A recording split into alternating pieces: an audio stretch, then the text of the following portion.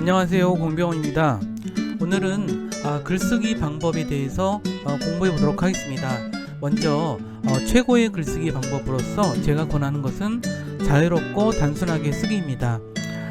글쓰기의 절대적인 규칙인 무엇인지, 그리고 자유롭게 글을 쓴다는 의미는 무엇인지, 그리고 단순함이란 무엇인지, 그리고 쉽고 구체적인 글을 쓰기 위한 방법은 어떤 것들이 있는지, 그리고 주제를 정하고 글을 완성하는 과정은 어떻게 진행되는지에 대해서 살펴보도록 하겠습니다.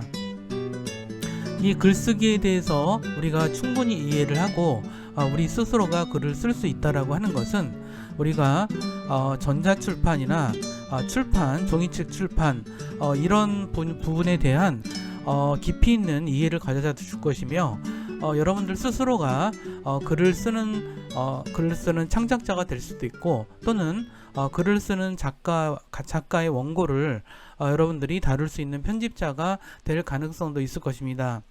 의외로 그뿐 아니라 의외로 우리가 사회생활을 하면서는 글을 쓰거나 또는 다른 사람이 쓴 글을 우리가 보완하고 수정해야 될 일이 굉장히 많습니다.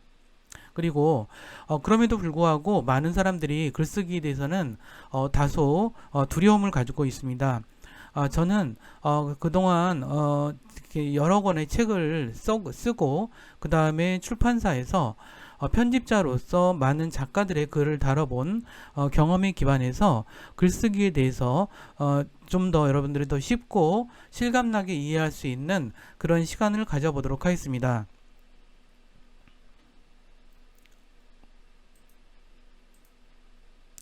먼저 우리가 글쓰기에서 제일 먼저 이해를 해야 될 부분이 다음과 같은 사실입니다.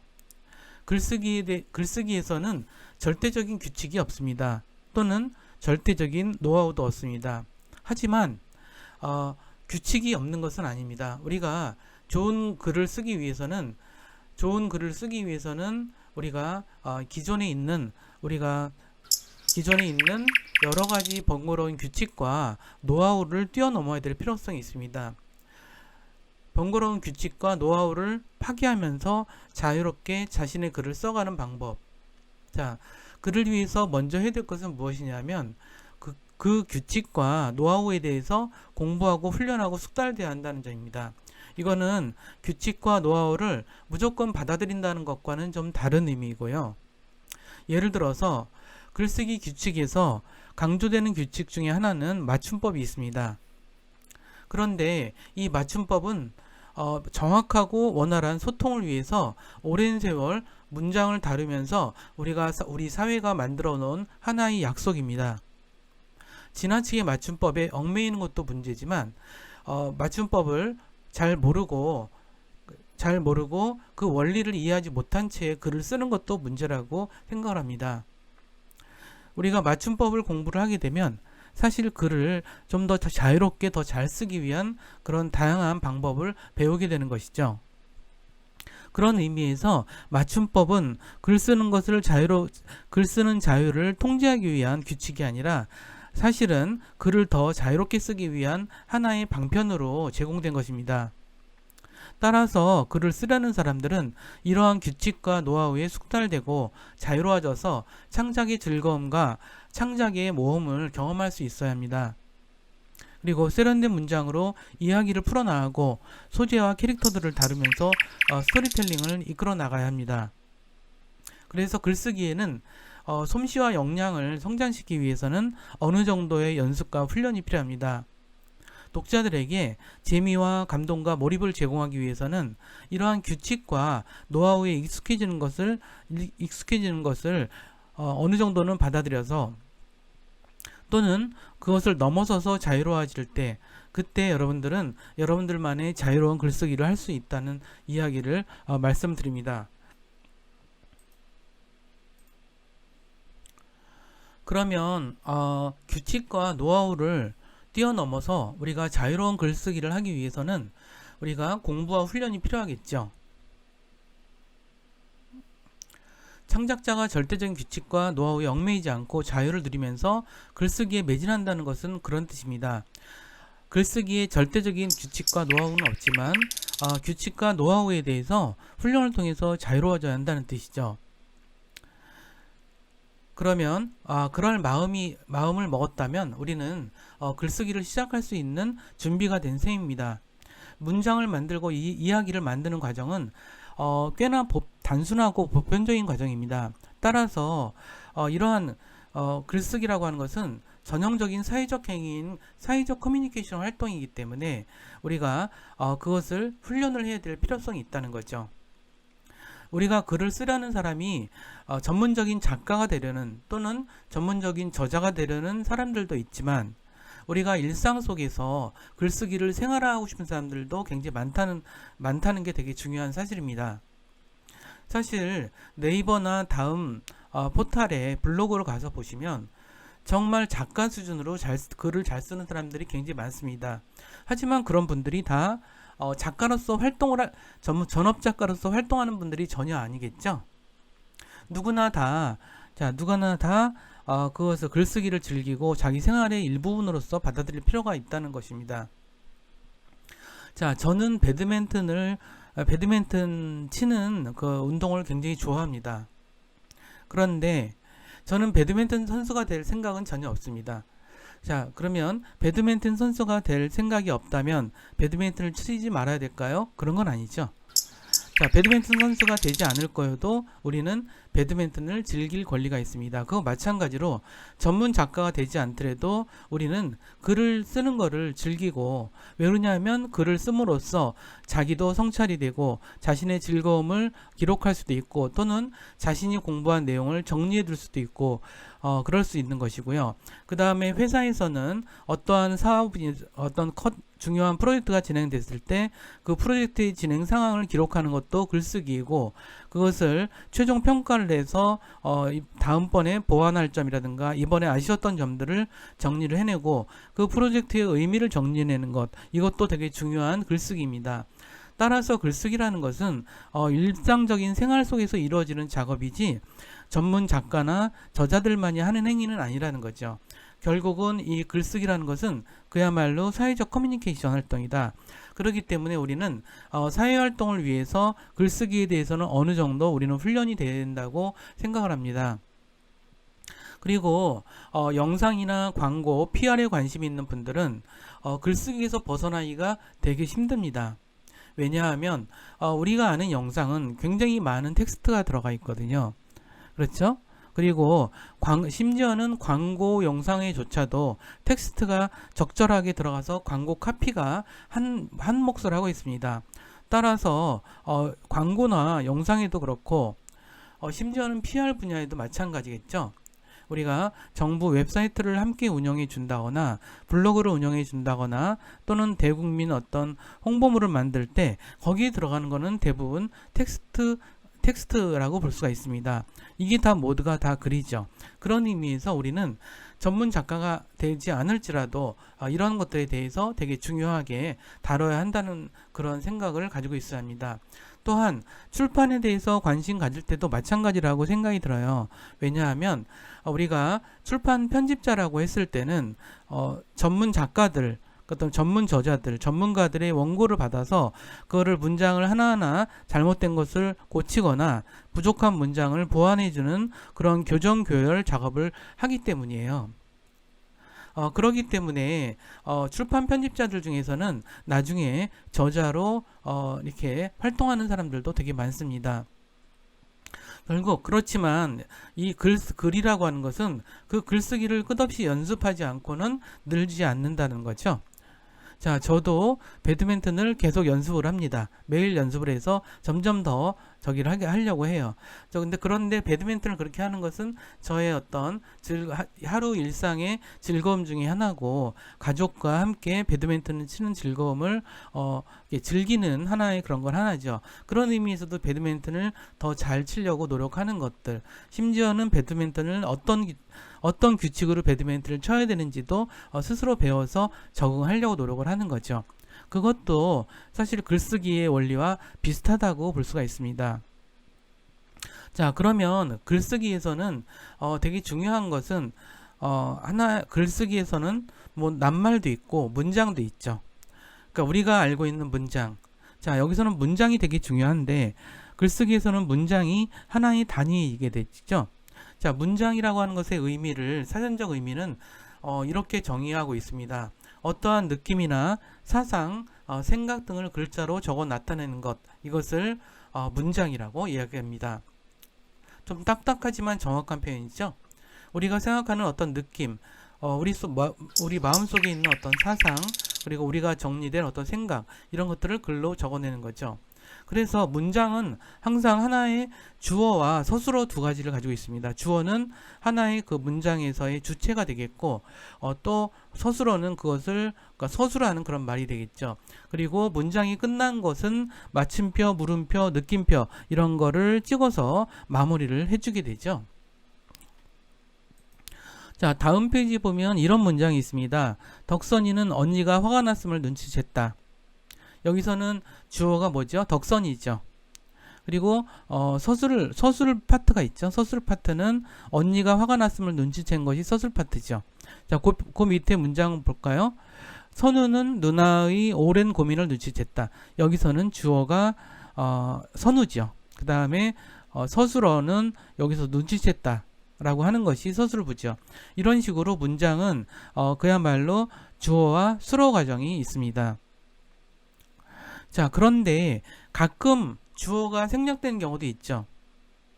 그거는 뭐냐 하면 그 글을 읽을 때 그거의 주어가 누군지 누가 봐도 알만한 그런 상황일 때는 주어를 생략하기도 합니다. 어쨌든 이렇게 주어는 단독으로 주어 파트를 형성을 하고 서술어는 서술 파트를 형성해서 항상 문장은 주어 부분과 서술어 부분으로 이렇게 나눠져 있습니다. 자, 이와 같은 것도 우리는 하나의 규칙이죠.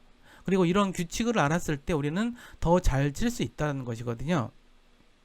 우리가 배드민턴도 마찬가지인데 배드민턴도 어떻게 쳐야 되고 어떻게 치면 안 되고 이런 규칙을 알아나가는 것은 자유롭게 배드민턴을 치는 것을 방해하는 게 아니라 배드민턴을 좀 더 재미있게 또는 더 편하게 또는 이렇게 잘 이렇게 성장할 수 있게 치는 방법을 알기 위한 과정이죠. 그것과 마찬가지로 이런 규칙과 노하우를 알아나가는 과정도 되게 중요한 글쓰기의 과정이라고 보시면 될 것 같습니다.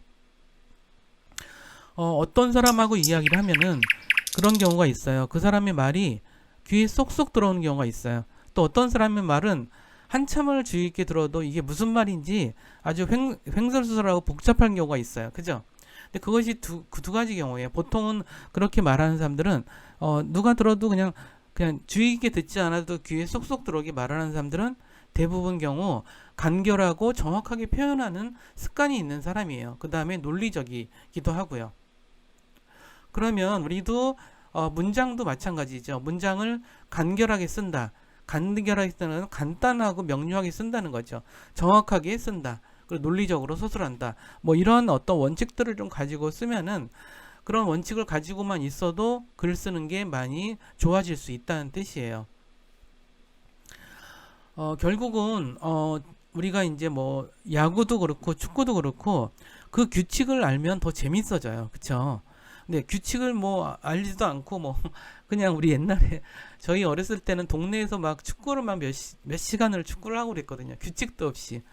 그런데 이제 그 축구를 이렇게 계속 보다 보니까 축구도 굉장히 규칙이 많잖아요. 그래서 규칙을 지켜서 축구 경기를 하면 처음에는 되게 번거로울지 모르지만 하다 보면 되게 재밌거든요. 그 규칙에 따라서 하면. 그것도 우리가 글쓰기에서도 방법이 있고 노하우가 있고 막 이렇다는 거예요. 그렇기 때문에 그런 거를 알아나가면서 우리가 글을 써보는 거, 그런 것들이 우리가 글쓰기를 좀 늘려나가는 되게 중요한 방법이라고 생각을 합니다. 그럼 문장이란 무엇인지에 대해서 한번 다시 점검을 하고 넘어가도록 하겠습니다. 결국 사상이나 느낌을 단어로 연결해서 의사를 전달하는 최소의 단위, 이렇게 얘기를 하고 있죠. 결국 마침표나 느낌표, 물음표로 끝난다. 여기서 이제 덕선이는 언니가 화가 났음을 눈치챘다. 이거는 이제 어절이라고 얘기하는 거 5개로 이루어졌어요. 하나, 둘, 셋, 넷, 5으로 이루어졌죠. 자, 그렇게 되어 있고요. 이 어절은 어절이 있는데 1번 문장에서는 여기 이제 여기 색깔 있는 부분이 여기가 언니가 화가 났음, 요거는 이것도 하나의 문장이죠. 사실은 이거 문장이에요. 문장인데 이 문장을 얘가 안고 있다고 생각하면 돼요. 그리고 여기 부분도 누나의 오랫동안 고민, 요거는 문장으로 보기엔 좀 애매하죠. 문장으로 보면 애매하지만 요거를 구라고 얘기를 하고요. 자, 여기 문장처럼 돼 있는 거, 언니가 화가 났음, 요건 절이라고 얘기해요. 자, 누나의 오랜 고민, 이거는 문장이라고 얘기할 수 없어요. 근데 그래서 이걸 구라고 얘기해요. 자, 이거는 이제 이거는 요런 정도만 아시면 돼요. 제가 문법적으로 더 깊이 들어가지 않을 거니까 너무 긴장하지 마시고. 자, 그러면 쉽고 구체적으로 간결하고 솔직하게 쓴다라는 것이 어떤 것인가를 우리가 생각을 좀 해볼게요. 이 글쓰기에 관해서는 우리가 수학처럼 수학 공식처럼 딱딱 떨어지는 게 있진 않아요. 그래서 이 부분이 되게 어려운 부분이기도 하죠. 한편으로는. 자, 근데 이제 우리가 절대적인 규칙 노하우를 꼽으라면 단순하게 글쓰기를 우리가 지향해야 한다고 말씀을 드리고 싶어요. 그리고 쉽고 구체적이고 간결하고 솔직하게 쓴다. 이것이 글쓰기의 첫 번째 되게 중요한 노하우라고 많이들 얘기를 하고 있고 저도 그렇게 생각을 하고 있어요. 그렇다면 우리가 근데 글을 쓰려는 사람은 주로 세 가지로 구분할 수가 있는 것 같아요. 제가 경험적으로 보기에는 첫 번째는 여러 가지 이유로 전문적인 지식을 가진 사람이 있어요. 이거는 문학도 마찬가지라고 생각해요.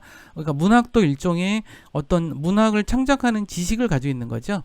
그 다음에 어떤 분야의 전문가, 뭐 어떤 뭐 생물학의 전문가, 천문학의 전문가, 우리 사회는 이런 전문가들이 되게 많죠.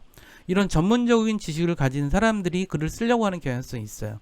자, 또 하나는 뭐냐면 전문가는 아니지만 어떠한 부분에 대해서 굉장히 많이 큰 경험을 했거나 그러니까 충분히 경험했거나 충분히 고민한 사람들이 그거에 대해서 글을 쓰려고 하는 경향이 강합니다. 또한 어떤 경우가 있냐면 글을 쓰면서 글을 쓰는 과정을 통해서 그 주제나 소재에 대해서 공부하려는 사람들이 있어요. 자, 이런 경우에 글을 쓰는 사람들이 이런 사람들이라는 거죠.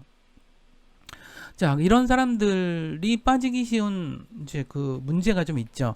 특히 전문적인 지식을 가졌거나 이런 사람들 또는 어떤 전문적인 경험을 했던 사람들, 이런 사람들이 뭐냐면 이런 사람들은 주로 어떤 전문성이 있는데 그것이 하나의 족쇄처럼 되어서 글이 굉장히 어려워지는 경향이 있어요. 그러니까 저는 이거는 제가 출판 편집자로 활동을 하면서 겪은 경험이에요. 그러다 보니까 전문가들 글은 참 어렵더라고요. 전문가일수록 글이 어려워져요. 근데 그런 면에서 이제 그 출판 편집자들이 그런 글들을 좀 더 쉽게 쓰게끔 하기 위해서 다양한 노력들을 하죠. 근데 그 중에 하나가 이제 그 글을 고쳐주는 거예요. 글을 고쳐주는 게 편집자들은 글을 많이 좀 고치거든요. 글을 고친다는 게 글을 새로 쓴다기보다는 그 글을 좀 더 부드럽게 하거나 아니면 좀 이렇게 너무 어려운 말이거나 그러면 뭐 그거에 영문을 써준다거나 아니면 한자를 써준다거나 아니면 더 쉬운 말로 좀 교체를 해준다거나 이런 작업을 한다는 것이죠. 그렇기 때문에 글을 쓰는 사람 자체가 정말 그런 다짐을 꼭 하셔야 돼요. 짧고 쉽게 글을 쓰겠다. 그러니까 문장도 짧게 쓰셔야 되고 그 다음에 쉽게 글을 써야 된다. 가능하면 그러니까 예를 들어서 그 전문가들이 쉽게 쓰기로 마음을 먹는다면 정말 쉽게 쓸 수가 있어요. 그러니까 좀 왜냐면 그 내용을 정확하게 알기 때문에 그 의미를 손상시키지 않는 범위 내에서 이제 그 글을 쓸 수 있다는 얘기죠. 자, 그런데 제가 이제 또 권해드리고 싶은 것 중에 하나는 우리가 구체적인 글쓰기를 배우는 방식 중에 하나는 뉴스 기사를 보고 이제 배우는 거예요. 그러니까 뉴스 기사가 다 잘 쓴 건 아니죠. 물론 다 잘 쓴 건 아니지만 뉴스 기사 중에서 잘 쓴 글이 굉장히 많아요. 근데 기자들은 그야말로 글쓰기에 대해서 전문적인 훈련을 받은 아주 그런 사람들이죠. 실제로 기자들은 입사하고 나서 몇 년간은 굉장히 고생을 많이 하거든요. 글쓰기나 이런 것 때문에 그 과정을 통해서 하는데 기자들의 글쓰기에서 가장 우리가 배울 점은 뭐냐면 그러니까 팩트, 우리가 사실이라고 얘기하는 거 있죠. 팩트를 쉽고 짧은 문장으로 이렇게 쓰는 그런 방식이 있어요. 그 방식은 우리가 되게 중요하게 배워야 될 것 같아요. 그런데 요즘에는 또 기자들뿐 아니라 블로거들 또는 이제 이런 브런치 같은 데 연재하는 그런 분들이 좀 많죠. 자, 브런치에 가보시면 알겠지만 거기는 정말 일반인이라는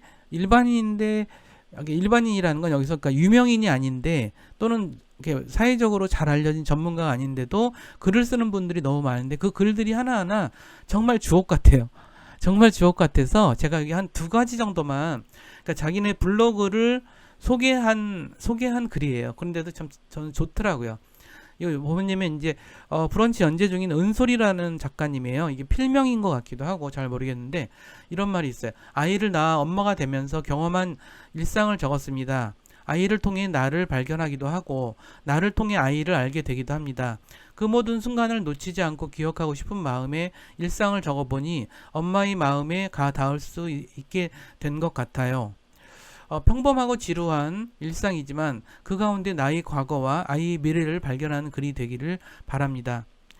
이 문장이 약간의 이 맞춤법상의 문제는 조금 있는데 정말 좋은 문장이라고 볼 수 있는 것 같아요. 요 밑에도 이제 에세이스트님이 이제 연재하신 글, 그러니까 자신의 어떤 블로그를 소개한 글인데 그것도 설명을 좀 해볼게요.